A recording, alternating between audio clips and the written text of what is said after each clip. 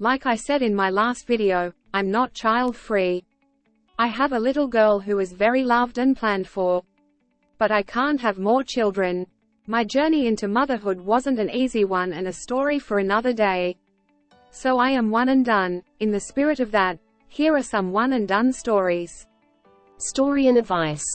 Yal. We had 3 glorious years of space where we weren't asked about giving our daughter a sibling, at least not seriously. We weren't told she'd be lonely, we weren't nudged. But lately, since she's turned 3, I feel like we're getting it left and right. Most recently by an older-in-law who works in banking. He said it was time, and that our daughter would be lonely without a sibling. I told him I was raised an only child, and I turned out fine, debatable. And he was like, well, yeah, I guess you're right. And I said, and given the economic instability, financial insecurities, and all the rest of what the previous generations have left us with, I feel like we're able to give our daughter a wonderful life of experiences, which I don't think we'd be able to do if we had another. I doubt we could afford to put them both through college. And he said, well, yeah, I guess you're right. As an only child who absolutely hated being an only child, I gotta tell you all, it's gonna be okay. I'm okay. My kid is going to be okay. And no one else's opinion on the subject matters but yours and your partner's. I always thought I'd have none or a menagerie. Turns out, one is more than enough, in all the best ways, and the worst ways. I mean, she's 3.5 right now, so you get me, right? As a worst-case scenario only child, my unsolicited advice is this: give your kids stability. Given the chance to have childhood friends they grow up with, they might not be lifelong friends, but they'll be with them through the tough middle school years. If you don't have a toxic family, give them an opportunity to grow up around them. Even if you don't live close, plan regular trips. To me, that's the key. I was an only child, and I moved every year of my life until college. I didn't see my uncles or aunts regularly, nor my cousins. I went through puberty absolutely alone. And love your kid, but as a parent, not a best friend. Your kid is not a balm for your insecurities. That's it. That's the key. Just give them love and security and they will be just fine. My husband just left for his vasectomy. We're one and done due to a complicated pregnancy and delivery, 40 hours labor, failed induction turned into emergency C-section.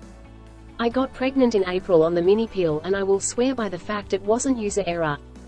I ended up losing a pregnancy Memorial Day weekend. This urged us to push up his appointment, so here we are. As much as I know I'm done, there's still a part of me that's sad. My husband has always been content with one. I think it's the act of doing something final that just works up emotions in me. I also think I'm still mourning how things went with my daughter. It wasn't always the most enjoyable pregnancy. Lots of OB/ED visits, like hit max out of pocket on my insurance before birth amount of visits, and the crazy birth. I'm sad I'll never get to experience pregnancy in a better way or try for a VBAC, even though I know a second child was no guarantee of those things. She turns 1 next month and we did her smash cake pictures this morning. I'm excited we get to give her all our attention and do so many things as a family of 3. I'm just hoping as time goes on these emotions fade. Comments. Had my vasectomy about a year after our daughter came along, put a nice bow on the whole chapter. One healthy kid is more than enough and we didn't want to push our luck. I think it's so healthy and necessary to grieve the wishes and dreams. I too wished I'd had a less dramatic labor and delivery experience.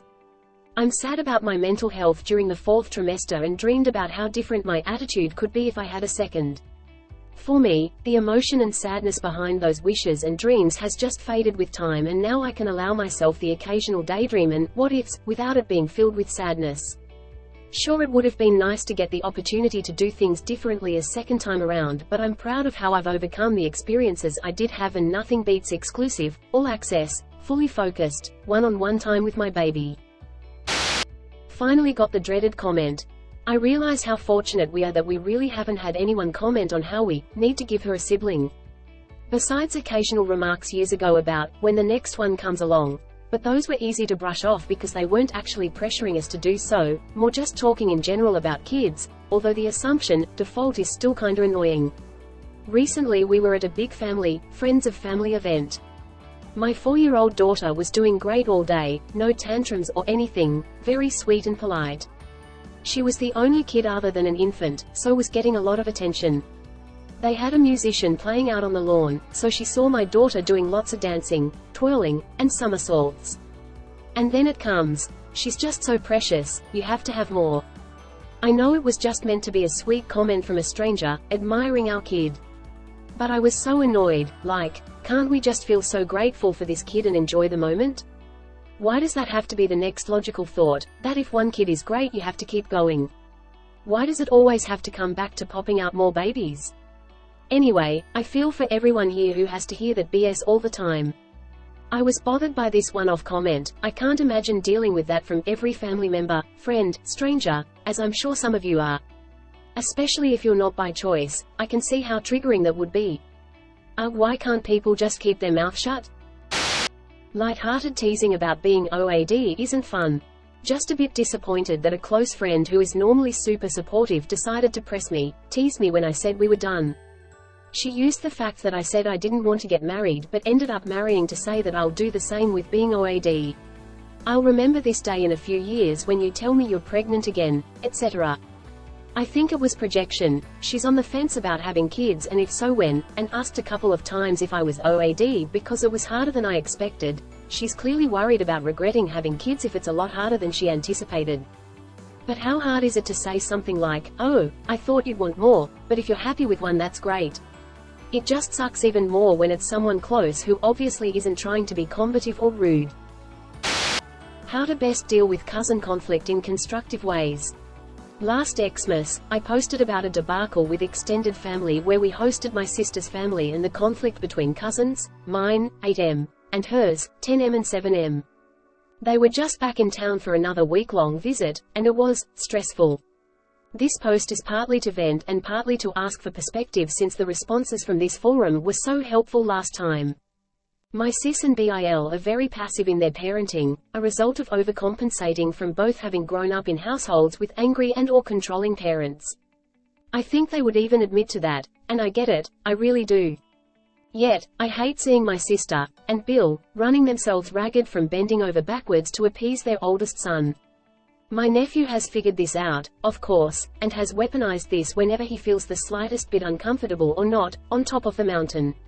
Not sure how else to explain it, but he absolutely rules their family.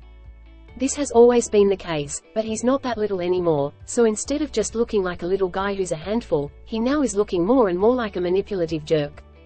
I hate even saying that, because he is only 10 and I know my nephew is just a kid. Growing up and managing feelings can be hard.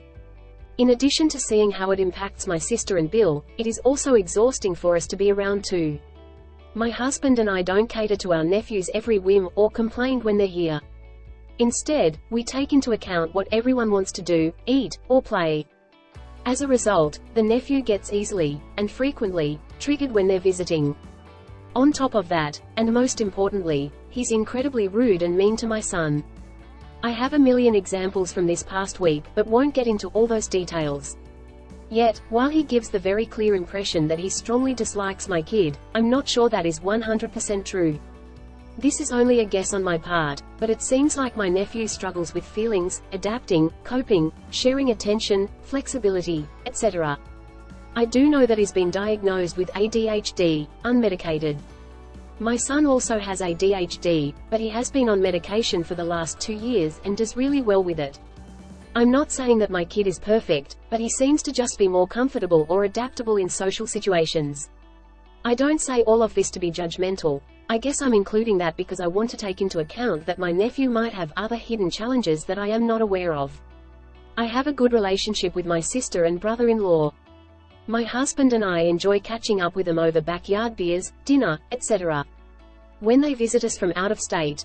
I think I'm struggling with how to not let their oldest son's attitude and behavior negatively influence my adult relationship with my sister, or visits, in general. I'm not a perfect parent either and know well that unsolicited parenting advice is, not cool. No one likes to hear negative stuff about their kid like that either. On the other hand, why would I subject my son to this crappy treatment? In a nutshell, I guess I'm looking for perspective beyond the venting. Should I just shrug it off since we get together only 1 to 2 a year? I think that's my husband's take. Or, should we take a break from hosting visits? Have you had a similar experience and how did you handle it? Share your story in the comments, I would love to add them to a video.